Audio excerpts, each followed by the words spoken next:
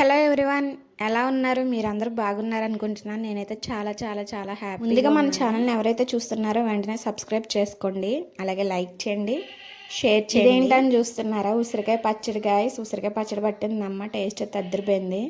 అందుకే మీతో షేర్ చేసుకుందామని పెడుతున్నాను. ఫ్రెష్వి ఉసిరికాయలు తీసుకొచ్చింది రాజమండ్రి నుంచి. చాలా బాగున్నాయి ఉసిరికాయలు అయితే. మేము నైట్ అంతా కవర్లో పెట్టేసి వీటిని వాటర్లో వేసుకొని నీట్గా కడిగేసుకొని పొడి క్లాత్తో తుడుచుకోవాలి. తుడుచుకున్న కాయలకి ఇలా ఘాట్లు పెట్టుకోవాలి చాకుతోటి.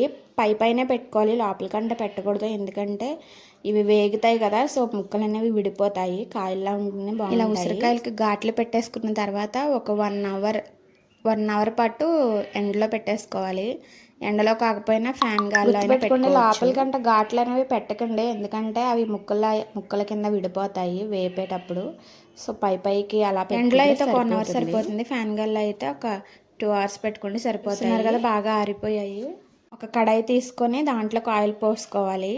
2 గ్లాసులు పోసింది మా అమ్మ ఆయిల్ కొలత. 2 గ్లాసులు ఆయిల్ పోసుకున్న తర్వాత అది హీట్ అయిన తర్వాత దాంట్లోకి ఉసిరికాయలు అనేవి వేసేసుకోవాలి. ఉసిరికాయలను వేసుకొని వేయించుకోవాలి. బాగా ఎక్కువ వేయించుకోకూడదు, ఎందుకంటే ముక్కలు అయిపోయి మెత్తగా అయిపోతాయి బాగా. సో అందుకు లైట్గా ఇలా వేయించుకొని ఇంట్లోకి 1/4 కేజీ వెల్లుల్లి తీసుకుంది అమ్మ. వేపుకొని పక్కన పెట్టుకున్న ఉసిరికాయల్లోకి వెల్లుల్లిని వేసేసుకోవాలి. వెల్లుల్లిని వేసేసుకున్న తర్వాత మెంతుల్ని వేపి దాన్ని మిక్సీ పట్టింది అమ్మ.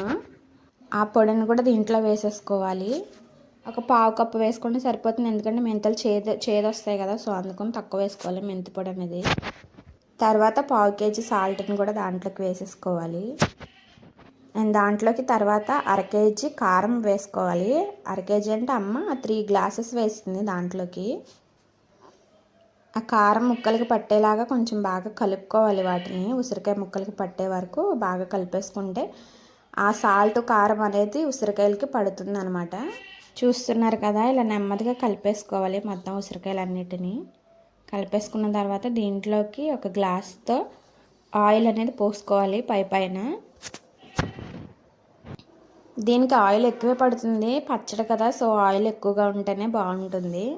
ఫస్ట్ ఒక గ్లాస్తో పోసింది, కలిపేసిన తర్వాత మళ్ళీ ఇంకొక గ్లాస్ పోసింది.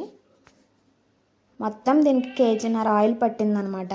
అండ్ దీన్ని బాగా కలిపేసుకున్న తర్వాత చివరిలో కొంచెం నిమ్మరసం వేసుకుంటే సరిపోతుంది.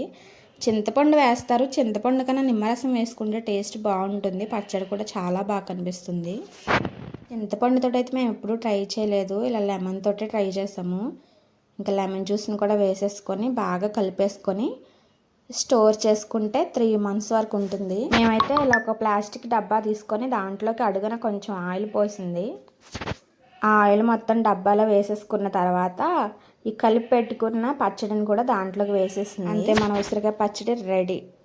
టేస్ట్ అయితే అద్దరిపోయింది. మీరు కూడా ట్రై చేసి కామెంట్ చేసేయండి. అండ్ వీడియో కానీ నచ్చితే లైక్ చేయండి, షేర్ చేయండి, ముఖ్యంగా ఛానల్ని సబ్స్క్రైబ్ చేసుకోండి గాయస్. మీరు సపోర్ట్ చేస్తారని కోరుకుంటున్నాను. Okay, bye bye.